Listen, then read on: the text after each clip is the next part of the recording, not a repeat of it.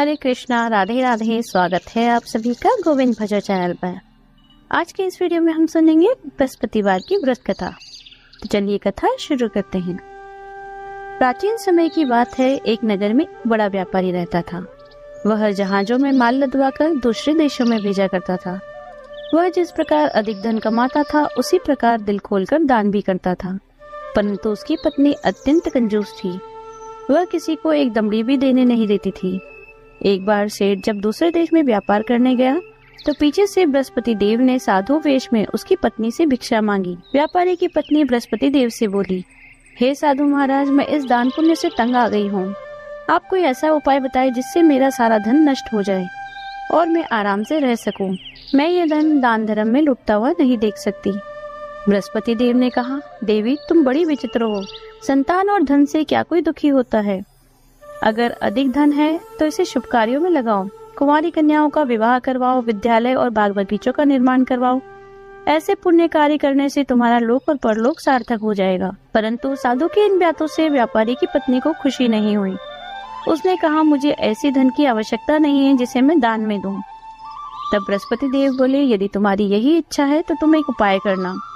शांत बृहस्पतिवार घर को गोबर से लीपना, अपने केशों को पीली मिट्टी से धोना, केशों को धोते समय स्नान करना, व्यापारी से कहना हजामत बनवाए, भोजन में मांस मदिरा खाना, अपने घर में कपड़े धोना। ऐसा करने से तुम्हारा सारा धन नष्ट हो जाएगा। इतना कहकर बृहस्पति देव अंतर्ध्यान हो गए। व्यापारी की पत्नी ने बृहस्पति देव के कहे अनुसार 7 बृहस्पतिवार तक वैसा ही करने का निश्चय किया। केवल 3 बृहस्पतिवार ही बीते थे कि उसकी समस्त धन संपत्ति नष्ट हो गई और वह परलोक सिधार गई। जब व्यापारी वापस आया तो उसने देखा कि उसका सब कुछ नष्ट हो चुका है। उस व्यापारी ने अपनी पुत्री को सांत्वना दी और दूसरे नगर में जाकर बस गए। वहां वे जंगल से लकड़ी काट कर लाता और शहर में बेचता। इस तरह वह अपना जीवन व्यतीत करने लगा। उसकी पुत्री ने दही खाने की इच्छा प्रकट की, लेकिन व्यापारी के पास दही खरीदने के पैसे नहीं थे। वह अपनी पुत्री को आश्वासन देकर जंगल में लकड़ी काटने चला गया। वहाँ एक पेड़ के नीचे बैठकर अपनी दशा पर विचार करने लगा। उस दिन बृहस्पतिवार था। तभी वहाँ पर बृहस्पति देव साधु के रूप में सेठ के पास आए। बोले, हे मनुष्य, तू इस जंगल में किस चिंता में बैठा है? तब व्यापारी बोला, हे महाराज, आप सब कुछ जानते हैं। इतना कहकर व्यापारी अपनी कहानी सुनाकर रो पड़ा। बृहस्पति देव बोले, देखो बेटा, तुम्हारी पत्नी ने बृहस्पति देव का अपमान किया था, इसी कारण तुम्हारा यह हाल हुआ है। लेकिन अब तुम किसी प्रकार की चिंता मत करो। तुम बृहस्पतिवार के दिन बृहस्पति देव का व्रत करो। 2 पैसे के चने और गुड़ लेकर जल के लोटे में शक्कर डालकर वह चरणामत और प्रसाद अपने परिवार के सदस्यों और कथा सुनने वालों में बांटो। स्वयं भी प्रसाद और चरणामत लो, भगवान तुम्हारा अवश्य कल्याण करेंगे। साधु की ये बात सुनकर व्यापारी बोला, महाराज, मुझे तो इतना भी नहीं बचता कि मैं अपनी पुत्री को दही लाकर दे सकूं। इस पर साधु महाराज बोले, तुम शहर में लकड़ियां बेचने जाना, जिससे तुम्हें लकड़ियों के दाम पहले से चौगुने मिलेंगे, जिससे तुम्हारे सारे कार्य सिद्ध हो जाएंगे। लकड़हारे ने लकड़ियां काटी और शहर में बेचने चल पड़ा। उसकी लकड़ियां अच्छे दाम में बिक गई, जिससे उसने अपनी पुत्री के लिए दही लिया और बृहस्पतिवार की कथा हेतु चना गुड़ लेकर कथा की। प्रसाद बांटकर स्वयं भी खाया। उसी दिन से उसकी सभी कठिनाइयां दूर होने लगी। अगले बृहस्पतिवार को वह कथा करना भूल गया। अगले दिन वहां के राजा ने एक बड़े यज्ञ का आयोजन कर पूरे नगर के लोगों को भोजन के लिए आमंत्रित किया। राजा की आज्ञा सुनकर पूरा नगर राजा के महल में भोजन करने गया, लेकिन व्यापारी व उसकी पुत्री तनिक विलंब से पहुंचे। अतः उन दोनों को राजा ने महल में ले जाकर भोजन करवाया। जब दोनों लौटकर आने लगे तब रानी ने देखा कि उसका खूंटी पर टंगा हार गायब है। रानी को व्यापारी और उसकी पुत्री पर संदेह हुआ कि हार उन्होंने ही चुराया है। राजा की आज्ञा से उन दोनों को कारावास की कोठरी में डाल दिया गया। दोनों अत्यंत दुखी हुए। वहां उन्होंने बृहस्पति देवता का स्मरण किया। बृहस्पति देव ने वहां प्रकट होकर व्यापारी को उसकी भूल से अवगत करवाया। उन्हें सलाह दी कि बृहस्पतिवार के दिन कैद खाने के दरवाजे पर 2 पैसे मिलेंगे, तुम उससे चने और गुड़ खरीदना, विधि पूर्वक बृहस्पति देवता का पूजन करना, व्रत करना, तुम्हारे सब दुख दूर हो जाएंगे। बृहस्पतिवार को कैद खाने के द्वार पर उन्हें 2 पैसे मिले। बाहर सड़क पर एक स्त्री जा रही थी। व्यापारी ने उसे बुलाकर गुड़ और चने लाने को कहा। इस पर वह स्त्री बोली, मैं अपनी बहू के लिए गहने लेने जा रही हूँ, मेरे पास समय नहीं है। इतना कहकर वह चली गई। थोड़ी देर बाद वहाँ एक और स्त्री निकली। व्यापारी ने उसे बुलाकर कहा, हे बहन, मुझे बृहस्पतिवार की कथा करनी है, तुम मुझे 2 पैसे का गुड़ और चना ला दो। बृहस्पति देव का नाम सुनकर वह स्त्री बोली, भाई मैं तुम्हें अभी गुड़ चना ला कर देती हूँ। वैसे तो मेरा इकलौता पुत्र मर गया है, मैं उसके लिए कफन लेने जा रही थी, लेकिन मैं पहले तुम्हारा काम करूंगी। वह स्त्री बाजार से व्यापारी के लिए गुड़ चना लेकर आई, स्वयं भी बृहस्पति देव की कथा सुनी। कथा समाप्त होने के बाद वह बाजार से अपने पुत्र के लिए कफन लेने गई। घर पर लोग उसके पुत्र की लाश को शमशान ले जाने की तैयारी कर रहे थे। स्त्री बोली, मुझे अपने लड़के का मुख देख लेने दो। अपने पुत्र का मुख देखकर उस स्त्री ने उसके मुख में प्रसाद और चरणामृत डाला। प्रसाद और चरणामृत के प्रभाव से वह पुनर्जीवित हो गया। पहली स्त्री जिसने बृहस्पति देव का निरादर किया था, जब वह अपने पुत्र के विवाह हेतु वधू के लिए गहने लेकर लौटी, जैसे ही उसका पुत्र घोड़ी पर बैठा, वैसे ही घोड़ी ने ऐसी उछाल मारी कि वह घोड़े से गिरकर मर गया।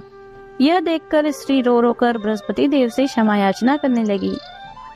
स्त्री की याचना से बृहस्पति देव साधु के वेश में वहां पहुंचकर कहने लगे, देवी, तुम्हें अधिक विलाप करने की आवश्यकता नहीं है, यह बृहस्पति देव का निरादर करने के कारण हुआ है। तुम वापस जाकर मेरे भक्त से क्षमा मांगकर कथा सुनो, तभी तुम्हारी मनोकामना पूरी होगी। जेल में जाकर उस स्त्री ने व्यापारी से माफी मांगी और कथा सुनी। कथा के उपरांत वह प्रसाद और चरणामृत लेकर अपने घर वापस आ गई। घर आकर उसने चरणामृत अपने पुत्र के मुख में डाला। चरणामृत और प्रसाद के प्रभाव से उसका पुत्र भी जीवित हो गया। उसी रात बृहस्पति देव राजा के सपने में आए और बोले, हे राजन, तूने जिस व्यापारी को और उसकी पुत्री को जेल में रखा है वह निर्दोष है।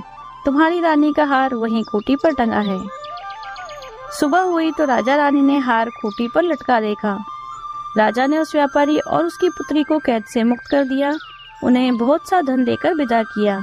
उसकी पुत्री का विवाह भी ऊंचे कुल में करवा दिया, दहेज में हीरे जवाहरात दिए। इस तरह जो कोई भी मनुष्य बृहस्पति देव की कथा करता है, उनका पूजन करता है, भगवान बृहस्पति देव उनकी सभी मनोकामनाएं पूर्ण करते हैं। हे बृहस्पति देव, इस कहानी को कहने वाले, सुनने वाले, हुकारा भरने वाले सभी की मनोकामनाएं पूर्ण करना। बोलिए बृहस्पति देव की जय। केला सींचने की कहानी। तो चलिए शुरू करते हैं। बहुत समय पहले की बात है, किसी गांव में एक साहूकार साहूकारनी अपने पुत्र पुत्री के साथ रहते थे। पुत्र का विवाह हो चुका था, लेकिन उनकी बहू के कोई संतान नहीं थी। इस कारण वे बहुत चिंता में रहते थे। संतान की इच्छा से बहू भगवान विष्णु की पूजा किया करती और केले के पेड़ में जल चढ़ाया करती थी। जब बहू केले के पेड़ में जल चढ़ाने जाती तो उसकी ननद, जिसका विवाह नहीं हुआ था, वह भी उसके साथ जाती। वह अपनी भाभी को केले के पेड़ को सींचते, उसकी पूजा करते, परिक्रमा करते देखती। बहू जब केले के पेड़ की परिक्रमा करती, पूजा करती, तो साथ ही साथ मनोकामना कहती जाती कि अगर मेरे बेटा हो जाए तो मैं इस ननद का विवाह आपके साथ करवा दूंगी। इस तरह की प्रार्थना बहू रोज केले के वृक्ष के सामने खड़ी होकर करती। एक दिन भगवान ने सोचा, मैं इसकी मनोकामना पूरी करके देखता हूँ, फिर देखूं यह अपना वचन कैसे पूरा करती है, किस तरह यह अपनी ननद का विवाह मेरे साथ करती है। भगवान की इच्छा से बहू की मनोकामना पूरी हुई और समय बीतने के साथ ही उसे एक सुंदर पुत्र हुआ। पुत्र के जन्म लेते ही वह अपनी मनोकामना भूल गई, लेकिन भगवान नहीं भूले। जब उसका बेटा 1.25 महीने का हो गया तो वह उसे पहली बार मायके ले जा रही थी। वह जिस रास्ते से जाने लगी, उसी रास्ते में वह केले का वृक्ष था जिसकी वह पूजा किया करती थी। जब वह वृक्ष के सामने से गुजरने लगी तो बहू को एक आवाज सुनाई दी, अरे, तुमने कहा था कि अगर तुम्हारे बेटा होगा तो तुम अपना वचन पूरा करोगी और अपनी ननद का विवाह मेरे साथ कर दोगी, लेकिन तुमने अभी तक अपना वचन पूरा नहीं किया। आवाज सुनकर बहू ने इधर उधर देखा, उसे कोई भी दिखाई नहीं दिया। उसे समझ नहीं आ रहा था कि यह उससे कौन कह रहा है। तभी उसकी नजर केले के वृक्ष पर पड़ी जिसकी वह पूजा करती थी। उसने देखा कि वह केले का वृक्ष हिल रहा है और ऐसा लग रहा है जैसे कि आवाज उसी के अंदर से आ रही है। बहू बहुत डर गई और जल्दी जल्दी आगे निकल गई। बहू को अपनी मनोकामना याद आ गई। जब वह मायके पहुंची तब भी उसका मन वहां नहीं लगा। अब उसे यह चिंता खाई जा रही थी कि वह अपना वचन कैसे पूरा करेगी। इसी चिंता में वह दिन प्रतिदिन सूखती जा रही थी। जब वह अपने पुत्र के साथ वापस ससुराल पहुंची तब भी उसकी चिंता कम नहीं हुई। ससुराल वालों ने उससे पूछा, बहू अब तुम्हें क्या चिंता है? तुम्हें तो खुश होना चाहिए, अब तो तुम्हारी संतान भी हो गई। अब तुम क्यों सूखती जा रही हो? तुम्हारी क्या चिंता है वह हमसे कहो, तुम्हारी परेशानी दूर करने का हम पूरा प्रयास करेंगे। वह उनसे कहती भी तो क्या कहती, उसने किसी से कुछ नहीं कहा। एक दिन की बात है, गुरुवार का दिन था। उनके दरवाजे पर किसी ने दस्तक दी। दरवाजा खोला तो देखा कि वहाँ एक बहुत ही सुंदर नवयुवक खड़ा है। किसी ने उससे पूछा कि वह कौन है, तो वह कहने लगा कि मैं आपकी बहू का मुंह भोला भाई हूँ। बहुत दूर से आया हूँ अपनी बहन से मिलने, क्या आप उसे बुला देंगे? अंदर से बहू आई तो वह कहने लगी, मेरा तो कोई मुंह बोला भाई नहीं है, तुम कौन हो? तब उस नवयुवक ने धीरे से कहा, मैं वही केले का वृक्ष हूँ जिसकी तुम पूजा करती थी। मैं तुम्हें याद दिलवाने आया हूँ कि तुमने अभी तक अपना वचन पूरा नहीं किया। तुम्हारी मनोकामना थी कि अगर तुम्हारे बेटा होगा तो तुम अपनी ननद का विवाह मुझसे करवाओगी। अब तो जैसे बहू के पैरों के नीचे से जमीन ही खिसक गई। वह सोचने लगी कि अब करूँ तो क्या करूँ। डर के मारे वह अंदर जाकर दरवाजा बंद करके बैठ गई। उस नवयुवक ने साहूकार से कहा, आप चिंता मत कीजिए, मेरी बहन मुझे पहचान नहीं रही, क्योंकि जब मैं बाहर कमाने गया था तब वह बहुत छोटी थी। अब मैं बहुत सालों के बाद लौटा हूँ तो यह मुझे पहचान नहीं पा रही है। तब साहूकार ने कहा, कोई बात नहीं, तुम बहू के भाई हो, कुछ दिन यहाँ रहो, वह तुम्हें जान जाएगी तो पहचान भी जाएगी। ऐसा कहकर साहूकार ने उस नवयुवक को अपने घर में रख लिया। वह युवक बहुत ही सज्जन प्रकृति का था। उसका व्यवहार बहुत ही शालीन था। घर के सभी लोगों को उसका व्यवहार बहुत पसंद आया। साहूकार ने अपनी बेटी के लिए उस नवयुवक को पसंद कर लिया। अब यह बात सुनकर तो बहू को बहुत ही खुशी हुई। उसे लगा जैसे उसकी परेशानी खत्म हो गई। अगर उसकी ननद का विवाह इस युवक से हो जाए तो उसका वचन भी पूरा हो जाएगा।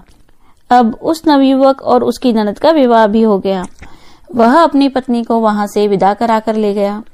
थोड़े दिन बाद जब रक्षाबंधन का त्योहार आया तो साहूकार ने अपने बेटे को कहा, बेटा रक्षाबंधन का त्योहार आ रहा है, तुम अपनी पत्नी के साथ अपनी बहन के ससुराल राखी बंधवाने जाना। तब बेटे ने सुनकर हाँ कह दिया। जब उसने आकर यह बात अपनी पत्नी से कही तो वह घबरा गई। भागी भागी केले के वृक्ष के पास गई, क्योंकि उसे पता था कि उसका कोई मुंह बोला भाई नहीं है। वह केले के पेड़ के पास जाकर रोने लगी और कहने लगी, आपने मेरी ननद से ब्याह किया है। अब मेरे ससुराल वाले कहते हैं कि पहली रक्षाबंधन है, तुम राखी बंधवाने अपनी ननद के ससुराल जाओ। अब आप ही बताइए मैं कहाँ जाऊं? वो लोग आपको मेरा भाई समझते हैं, अब मैं क्या करूं? तभी केले के पेड़ से आवाज आई, कोई बात नहीं, तुम चिंता मत करो। रक्षाबंधन के दिन तुम अपने पति को लेकर इसी जगह पर आ जाना, देखना सब सही हो जाएगा। लेकिन तुम्हें एक बात का ध्यान रखना होगा, तुम जब यहाँ आओ तो 1.25 पहर से ज्यादा यहाँ मत रुकना, वरना सब गड़बड़ हो जाएगा। बहू यह सुनकर बहुत खुश हो गई और सोचने लगी कि 1.25 पहर में तो सारा काम हो जाएगा। खुशी खुशी अपने घर लौट गई। रक्षाबंधन का दिन आया तो वह अपने पति को साथ लेकर अपने मुंह बोले भाई के घर की ओर चलने लगी और उसी जगह पहुंच गए जहां वह केले का वृक्ष लगा हुआ था। वहां जाकर देखते हैं कि उस जगह पर एक बहुत ही आलीशान कोठी खड़ी है। अंदर गए तो देखते हैं कि खूब ठाट बाट हो रहे हैं, खूब नौकर चाकर लगे हुए हैं। उसकी ननद खूब ठाट बाट से रह रही है। अपने भाई भाभी को आया देख वह लड़की बहुत प्रसन्न हुई और उसने प्रसन्नता से अपने भाई भाभी और भतीजे को राखी बांधी। उधर उस बहू ने भी अपने मुंह बोले भाई को राखी बांधी। जब 1.25 पहर पूरा होने वाला था तो बहू अपने पति और बच्चे को लेकर वहां से चल दी। अभी थोड़ी ही दूर गए थे कि उसके पति को याद आया कि अरे मेरी छतरी वहां रह गई। तब वह अपनी पत्नी से कहने लगा, चलो वापस चलो। यह सुन के उसकी पत्नी डर गई और सोचने लगी कि 1.25 पहर तो पूरा हो चुका है, अगर वह फिर वहां गए तो कुछ गड़बड़ न हो जाए। उसने अपने पति को बहुत समझाने का प्रयास किया। वह कहने लगी, कोई बात नहीं, हम और छतरी ले लेंगे, ऐसे बार बार जाना अच्छा नहीं लगता। लेकिन उसका पति नहीं माना। दोनों वापस लौट गए। वापस जब उसी जगह गए तो उन्होंने देखा कि जहाँ एक आलीशान कोठी थी वहां मात्र एक केले का वृक्ष है और उसके पास एक छतरी रखी हुई है। यह देखकर उसके पति के आश्चर्य की तो सीमा ही न रही। वह अपनी पत्नी पर नाराज होते हुए बोला, अरे यह सब क्या है? यहाँ तो अभी एक आलीशान कोठी थी, अब यहाँ पर उजाड़ जंगल हो गया। यह सब क्या है? यह क्या माजरा है? मुझे सच सच बताओ, तुमने यह सब क्या किया? तुमने मेरी बहन की शादी किससे करवाई है? कहीं तुमने किसी भूत प्रेत के साथ तो मेरी बहन का विवाह नहीं करवा दिया? तब बहू बोली, नहीं नहीं, ऐसी कोई बात नहीं है। ऐसा कहकर उसने सारी बात अपने पति को बता दी कि कैसे वह केले के पेड़ को सींचने चाहती थी और कैसे उसने मनोकामना मांग ली, और अब उसका वचन पूरा करने के लिए कैसे भगवान एक सुंदर नवयुवक का वेश धरकर उनके घर आए और उनकी बहन से विवाह कर लिया। इस तरह बात उसने अपने पति को बताई और घर जाकर अपने सास ससुर को बताई। हे विष्णु भगवान, जैसे आपने केला सींचने का फल उस बहू को दिया, वैसा ही सबको देना। यदि आपको वीडियो अच्छी लगी हो तो लाइक कीजिए, शेयर कीजिए, कमेंट कीजिए। यदि आप चैनल पर नए हैं तो चैनल को सब्सक्राइब कीजिए, बेल आइकन को प्रेस कर दीजिए, जिससे नए वीडियोस की नोटिफिकेशन आपको तुरंत मिल जाए। मिलते हैं अगले वीडियो में। हरे कृष्णा, राधे राधे।